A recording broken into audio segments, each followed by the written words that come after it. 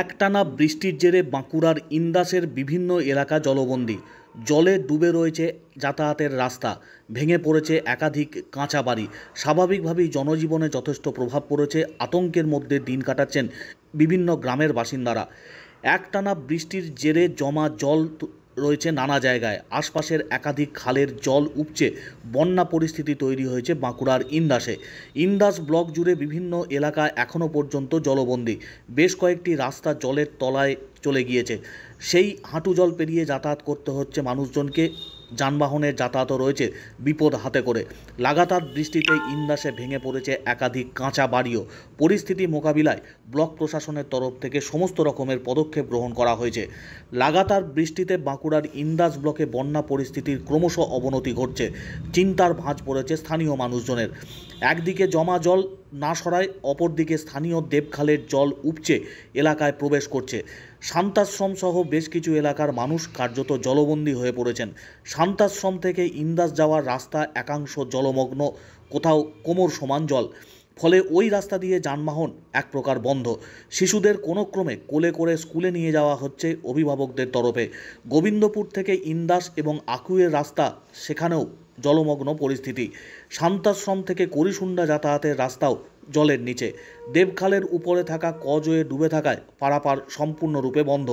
লাগাতার বৃষ্টিতে সারা জেলার পাশাপাশি ইন্দাস ব্লকের বিভিন্ন প্রান্তে মাটির বাড়ি ক্ষয়ক্ষতি হচ্ছে, ভেঙে পড়েছে একাধিক। বেশ কয়েকটি বাড়ি ভেঙে পড়েছে বলে খবর প্রশাসনের তরফে।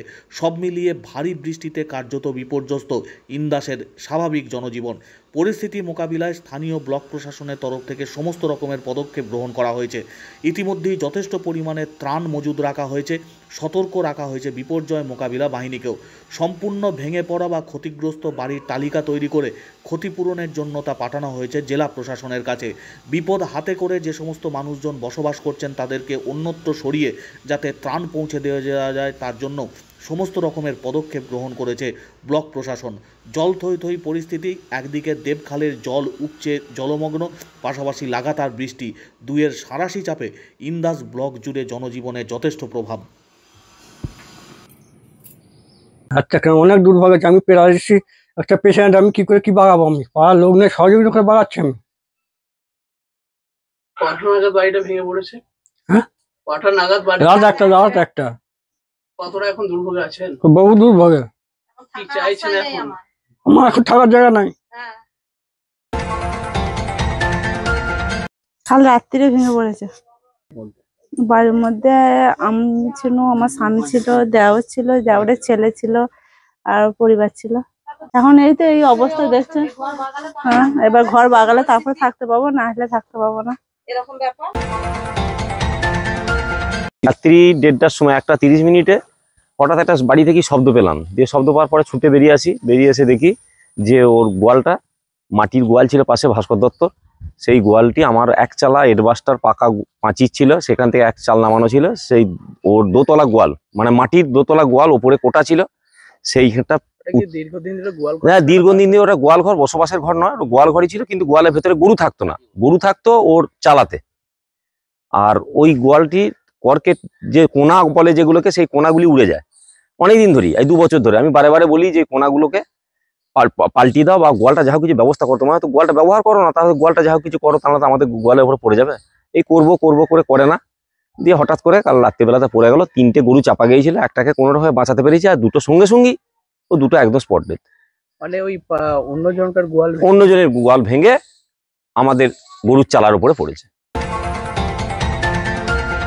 গতকাল রাতে ইন্দাসে প্রচুর পরিমাণে বৃষ্টিপাত হয় এবং স্বাভাবিকের থেকে অনেক বেশি মাত্রায় বৃষ্টিপাত হয়, এবং আমরা দেখতে পাচ্ছি মানে পুরো পশ্চিমবঙ্গ জুড়েই এবছর খুব ভারী বর্ষা এবং বৃষ্টি নাগাড়ে হয়ে যাচ্ছে। মানে টানা বৃষ্টি হয়ে যাচ্ছে, প্রায় 1-1.5 মাস ধরে আমরা বৃষ্টি দেখছি, যার ফলে বিভিন্ন জায়গায় আমাদের ওয়াটার লগিং হয়েছে।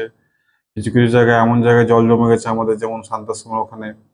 কিছু কিছু আমাদের ক্যানেলের উপর দিয়ে জল ওভারফ্লোয়িং হচ্ছে, সেখানে আমরা পুলিশকে দিয়ে আমরা সেখানে ট্রাফিক আপাতত ক্লোজ করে রেখেছি। কিছু কিছু জায়গায় আমাদের 2-1টা জায়গায় আমরা দেখেছি স্কুলে যাওয়ার আগেটাই আমাদের জল জমে গেছে, যার ফলে সমস্যা হচ্ছে। কিন্তু স্থানীয় এলাকাবাসী লোক সহযোগিতা করে তারা জলটাকে পাস করার জন্য, পুকুরের জলটাকে পাস করার জন্য তারা খাল কেটে সেটাকে সহযোগিতা করছে।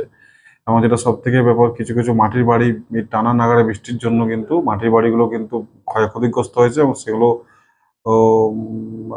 ভেঙে পড়ার একটা চান্সেস আছে এবং কিছু বাড়ি অলরেডি ভেঙেও গেছে। সেগুলো আমরা রিপোর্ট করে আমরা যেগুলো গভর্নমেন্টের যে ক্ষতিপূরণ, যেগুলো ফুল ড্যামেজ, সেগুলোর জন্য আমরা প্রপোজাল অলরেডি পাঠিয়ে দিচ্ছি আমাদের বিপর্যয় ডিজাস্টার ম্যানেজমেন্ট ডিপার্টমেন্টে, এবং আমাদের টিমকে অ্যালার্ট করা আছে যে যদি কোথাও সেরকম ঘটনা ঘটে আমরা যেন সঙ্গে সঙ্গে সেখানে পৌঁছাতে পারি। আমরা রিলিফ যেটা ডিস্ট্রিবিউশন করার সেটা আমরা, যেটা আমাদের গভর্নমেন্টের নির্দেশ আছে, আমরা রিলিফ ডিস্ট্রিবিউশন করে যাচ্ছি। ডিজাস্টার কিট আমরা দিচ্ছি যেখানে আমাদের যেখানে যেখানে দরকার। এছাড়াও গভর্নমেন্টের যে যে রিলিফ আইটেমসগুলো আছে সেগুলো আমরা যেখানে যেখানে দরকার আমরা বিলি করছি।